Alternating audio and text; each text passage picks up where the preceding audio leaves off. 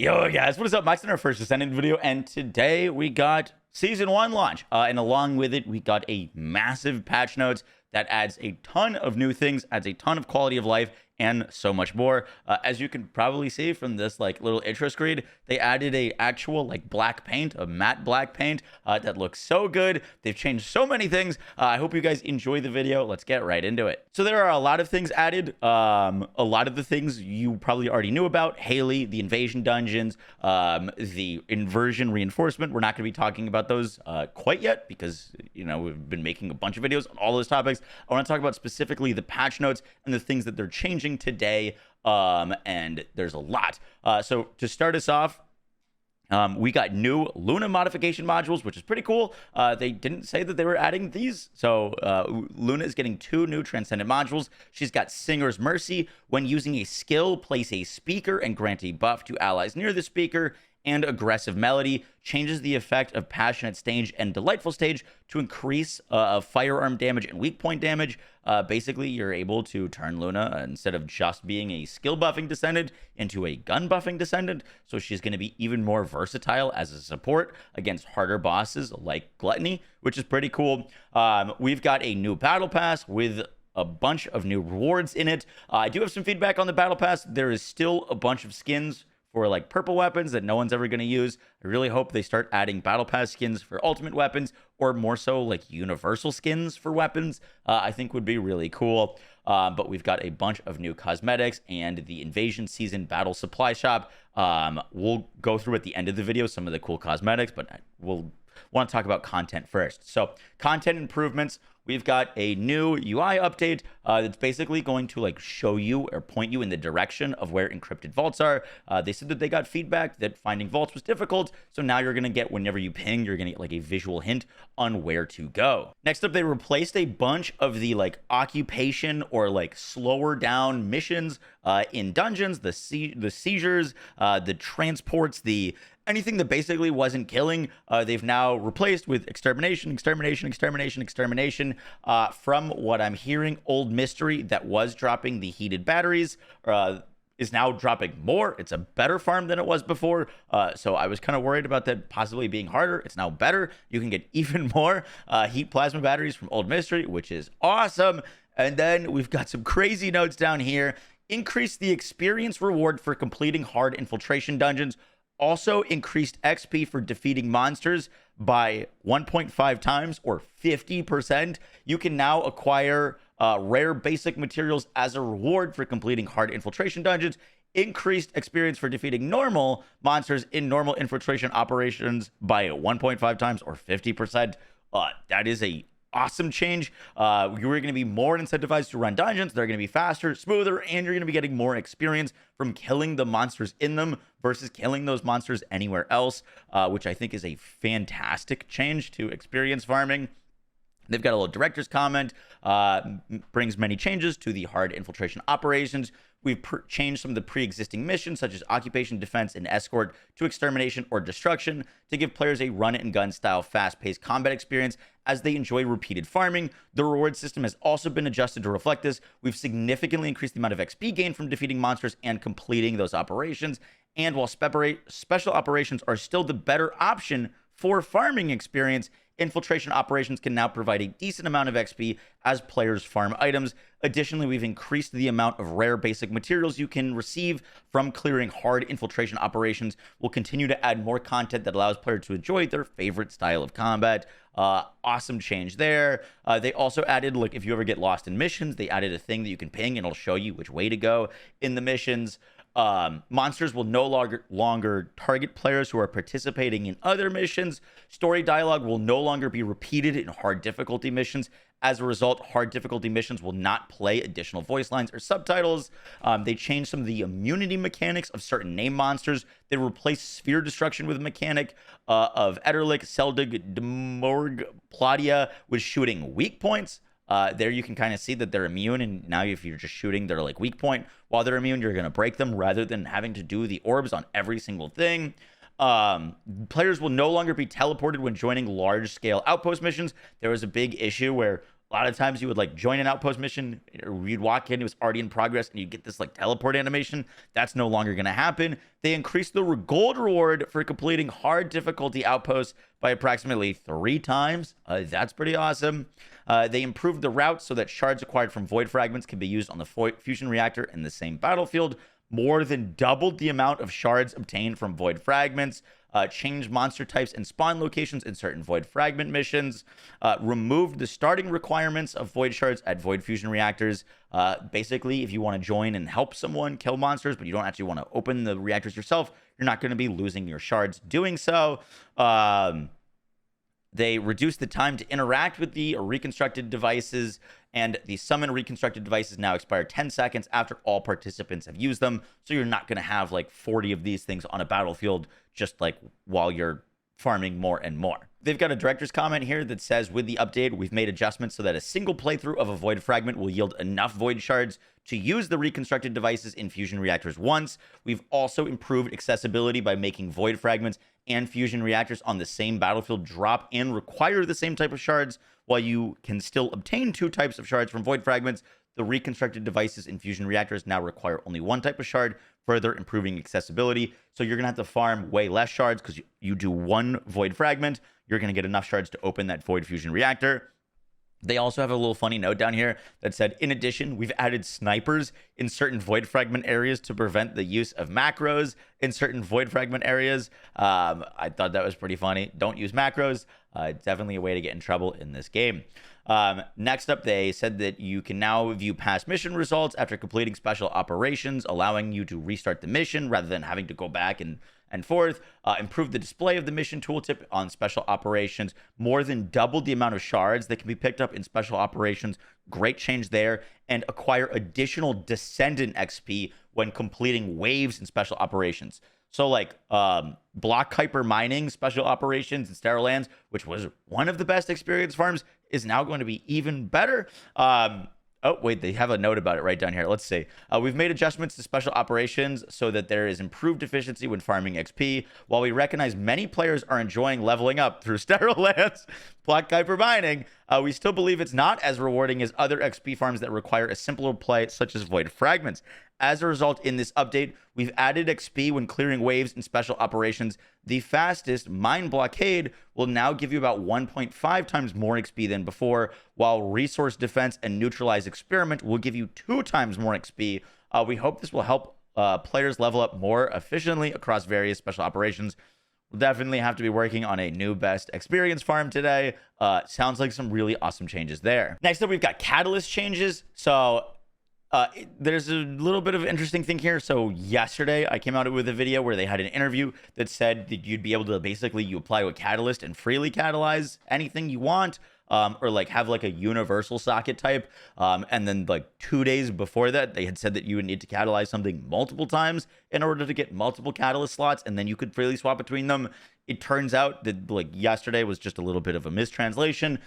You are able to freely socket or change your socket types between things. As you can see here, like this has like 2 socket types. This has like potentially 3 socket types, but you need to catalyze those slots multiple times to get those multiple sockets. So as you can see here, there's like a reassign socket type menu, and you can go to no socket type, cerulean, or like malachite here, but you can't do the like triangle X or the R or the rutile unless you actually catalyze on top of these slots. So it does still require multiple catalysts per slot if you want to have that freedom of changing them. This is still a massive improvement for build diversity. It just kind of means that if you want to use a lower cost build, that is kind of the builds that we've been making, where you kind of have to jam mobbing and bossing together, you can do that. But if you want the additional flexibility of really min-maxing a bossing and a mobbing build, you're going to need to spend the additional catalyst. I still think this is an improvement. I would have loved the like universal socket type, but I understand why this is the route they're going. My frustration with this is obviously it requires a lot more leveling to really min-max, but hopefully with these leveling changes and the increased experience farms, leveling won't be as much of a pain anymore. Few big notes here. You can now dismantle equipment during combat. kind of annoying sometimes, where you just want to break down things and you could have like one enemy shooting you from afar. And they also added dead zone settings to controllers, which is really nice. And they also made improvements so that amorphous materials linked to fusion reactors are displayed in the acquisition information, just like intercept battles. They also reduced research time for standard precision ion accelerators, phase exchangers, and adjustment control axes. These were all of the things that you need to like reroll your weapons or upgrade your reactors. Lower cost on and crafting times on those is fantastic. Next up, we got the filter changes that they were talking about. This is for mainly reactors and external components. I can actually just show you in game now. So basically, if you go to your button that's at the bottom, filter as junk, there's not that many things for weapons, but for reactors and external components, you can now go through this menu and you have a detailed option setting, and the option filter settings dismantle all designated options, use unused option tiers to dismantle, rare and lower, ultimate tier and lower, and then you can filter by the like roles. So you can basically choose to delete anything that rolls with like attacking in order of truth, or if you're just looking for like glay reactors, you can delete anything that drops with fire, chill, electric, toxic. So you're able to apply the filters way more easily. They also drastically changed the look of reactors, so now the shape of them corresponds to the role. So for example, this fire reactor is fire dimension, making it a triangle, and this would be non-attribute dimension. This is going to be singular. Anything that's singular is going to have this shape, and so on and so forth. They just made a ton of improvements. They changed like the powers. So if it's a non-set, it's going to be like pointed up, but if it is a set, it's going to be pointed down. A lot of improvements to the UI and just like readability of the game. They also added this little thing, which in the bottom of your inventory, you can like go and hover over this, and it'll tell you how much of your inventory is being used by how many things. So like you could see I've got 42 external components on me right now. That is a little too many. I should definitely sort my inventory and get rid of some of those. Next up, we've got buffs to Jaber, Blair, and Ajax. Now, these seem to be the like same buffs that they said they were going to do, but we now actually have numbers for them. Jaber, they said that they fixed an issue where some stats were not reflected in the Jaber turret, skill power modifier, additional attack for skills attacking Colossus, and so on. They improved Jaber's turret sync to apply to summon turrets, and when equipping skill module, turret engineering, instead of improving summon turrets to create a turret zone and increase cooldown of turret engineering. So Jaber should be doing a lot better. Basically, you're going to actually be able to scale the damage of his turrets way more easily, rather than a lot of things just not working to scale the damage of the turrets. So hopefully those are hitting a lot harder. Next up, we've got a lot of Blair changes. These are changes that I have talked about before, but just to quickly go through them, they kind of reworked his kit. To start us off, they improved the damage of Flame Zone, not by much. It was 31% before, now it's 36%. However, they massively buffed burn damage. Burn as a base multiplier used to be 8%. It's now 40%. So it's going to scale a lot higher and a lot harder. So burn and dot with Blair should be much better. They also reworked his extinguish ability. So now instead of pulling all of the flame zones that you put down off of the battlefield and then you have to replace them, now it just gives you the mana back. It gives you the damage increase per stack, but all the flames and all the things stay out on the battlefield. This should make him feel so much less awkward to play. They also buffed his burn taste skill. This is his flamethrower. They buffed its damage. It's gone from like 131 multiplier to 152. So nothing too crazy there. But once again, it's going to be massively scaling more burn damage. You can now cancel this mid-use, which is going to be really nice. And they also buffed his 4 in terms of it's got more burn. They buffed his passive. It's now going to be able to scale a lot better. So you're getting skill crit rate per stack, and this now stacks up to 5 at default. I think it stacked up to 3 before, and then the classic chef is allowing you to stack up to 7 stacks and giving you skill crit hit rate per of those 7 stacks. They buffed his incendiary bomb transcendent module. Let me just take off some things here so I can put this on. This now allows you to have 3 stacks where it used to be only 2 stacks. And the radius still stays the same, but you're going to be able to throw more of these incendiary bombs so that you can have more like long range damage with him. Lots of really good changes to Blair. Next up, we've got a bunch of Ajax improvements and buffs. Not all of them ended up being buffs, I'm not sure. But to start, one of the biggest things that they did is our like jumping Ajax build, the nuke Ajax with Void Charge got a massive buff. So now you get 2 stacks of Void Charge rather than just 1. So you can jump even more now. You probably don't need to build as much cooldown technically with 2 stacks. And instead of scaling off of 3% of our defense, it now scales off of 17% of our defense as additional damage. So that should be a little bit of buff, not only to the amount of times that you could spam the jump, but also like the damage that it's doing. It's not going to be like anything too massive, but basically there is no chance that you don't have a jump now. Like you could just spam this to your heart's content. It's kind of crazy. So the jumping Ajax nuke build definitely got a buff, which is really cool. Love to see that. It's been one of my favorite builds. They also changed the body enhancement module. So this used to give you your increased defense and shield by your max HP times like 22%. They've changed that now. So instead of scaling your other stats off of your max HP, it's just going to give you 157% max HP with 93% increased defense and 121% increased shield. This is pretty nice. However, I think it's netting me out at less shield and defense because I was scaling a bunch of HP. If I'm not mistaken, looking back, I used to get around 43,000 HP off of this and like 50,000 defense. Now I'm at 31,000 defense and 38,000 HP. And I don't think I've changed anything here.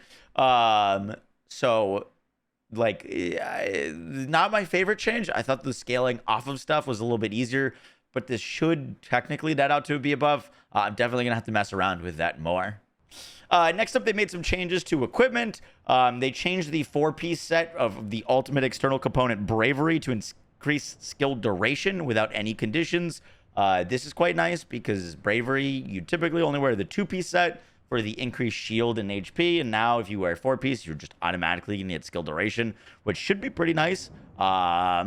They also increased the incoming damage modifier values for the pain relievers, sensory HP, sensory dep, and the psychological victory modules.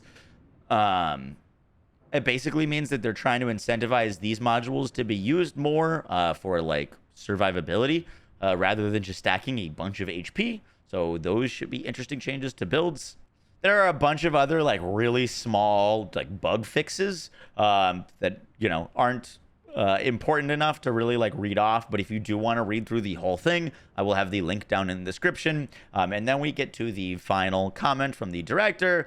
Thank you to all our players for the love for the first Descendant. Since launching the first Descendant, our development team has been working hard every day to bring you a better experience. We're constantly thinking about how we can better meet your expectations, and we're committed to becoming better. We've faced a lot of challenges and issues during the preseason. We've learned a lot from them. We're continuing to improve the game based on our lessons learned and your feedback. We're excited to bring this invasion season to you as the first step in that process. Throughout this invasion season, we'll do our best to continue to deliver a gaming experience you can be satisfied with. We're incredibly grateful for the support of our players, and we can't wait to see you in Albion today. Hell yeah. Real quick, these are some of the new skins in the shop. We've got the evolved Ajax skin where you can basically you need to absorb damage as him to level up to this like ultimate form, which looks freaking insane. We've got the new Twisted Worship skin. You can use this for any Descendant. They also added like a Dead Bride skin that you can use for any Descendant, and a Executioner that you can use for any male Descendant. We've got a Fire Brigade set, the Gentlemanly set that you can also use for any Descendant. That looks hilarious on Ajax. No new Swim Zone skins.